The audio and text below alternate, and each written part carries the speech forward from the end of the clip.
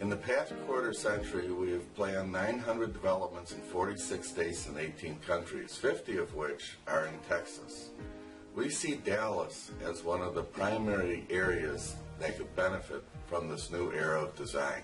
On average, the typical land development that we design using these new techniques will reduce the infrastructure 25% compared to conventional suburban design and upwards of 50% compared to the new urbanism or smart growth methods of planning.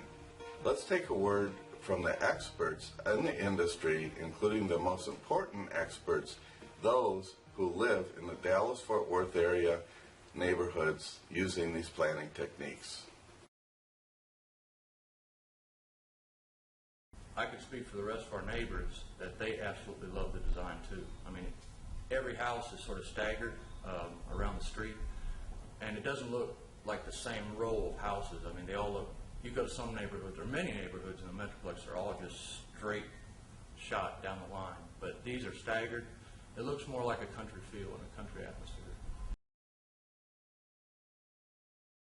How the concept evolved in the coving arrangement where allowed people to be outside more often and they could meet their neighbors and very comfortable setting, kind of a country setting almost.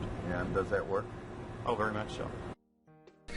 We develop our own software which creates new models and new possibilities for land development, which is why no other consultant can duplicate what we've accomplished. I just recently took a job down here just in December 2006, and one of my wife's requirements, having come down here a couple of times, was that we live in this subdivision, Mount Valley Lake, because of the way it's laid out, because of the family-friendly environment, and just because of the aesthetics of it. Now let's take a trip to the east side of Dallas and look at Cantera Cove, developed by D.R. Horton. What is unique about these new models of design is that we're able to exceed every regulation that existed and yet still reduce the street, in this case, by 42% without losing density. I'll tell you one thing that caught my wife and my attention was the fact, was the spacing. I think the actual spacing in between the houses. I think at this particular day and age, I think too often times they're building houses too close together, almost to a zero line. Not that extreme, but that was really something. Just the spacing, between the homes themselves. So why don't you see all these developments all over the Dallas-Fort Worth area? Well, we made a conscious effort to pull away from Dallas-Fort Worth 20 years ago to work in areas where we were more embraced by the consulting firms. So why would consultants in Dallas and Fort Worth push us back? Consulting firms in your area typically charge on a percentage of infrastructure cost. If we reduce the infrastructure cost at typically 25%, what do you think that does to their bottom line? I work for Short Elliott Hendrickson, SEH. We are a regional firm of about 700 employees with 32 offices. Myself, I've been in the land development business for about 23 years. Used to own my own engineering company that we specialize just in land development. And I've worked together with Rick Harrison on projects since about 2000.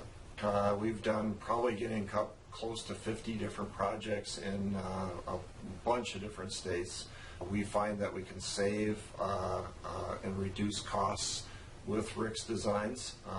And the last thing I usually sell to them is if their engineer doesn't believe it, hire us and we'll show them. If you're working with your local engineer who's got a relationship with that city, they might be apprehensive to, what I'm going to say, ruffle the feathers or to try to invoke change into a place where they've worked for a long time because they don't want to ruin their relationship with the city. What we do is we take a pull approach to getting the city to think differently, and we work with them. And we like to pull them into thinking differently and understanding why it's important to upgrade their community through the design and planning that happens as part of the layouts. And then we talk a lot about life cycle costs and how what's designed today the city is stuck with for hundreds of years, and what it means to them if we can help reduce those life cycle costs. The word sustainable is thrown out there a lot, but sustainable also can be talked about as far as money and profits or money and expenses from a city's perspective. So we like to show them how tax base can be elevated and life cycle maintenance costs per home can actually be decreased. My name is Skip Preble, and I'm president of Land Analytics, a project consulting firm located in Central Texas. We use market analysis and advanced business modeling to maximize project value for our clients, as well as minimize their capital requirements and decrease their project risk.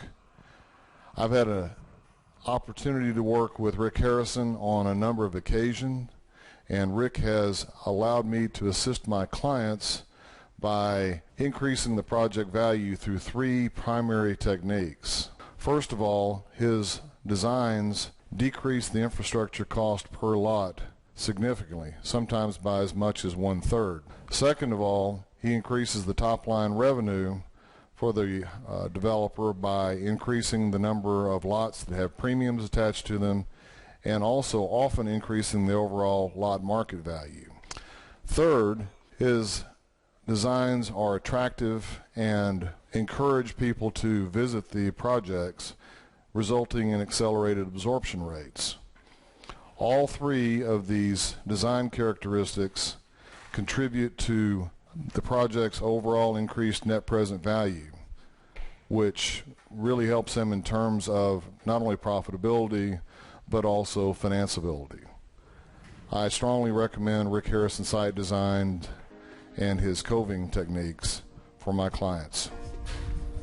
If you found this presentation eye-opening and want to find out more how this new era of design we call Prefurbia can benefit you, please take your valuable time and click the link that says Learn More About Prefurbia.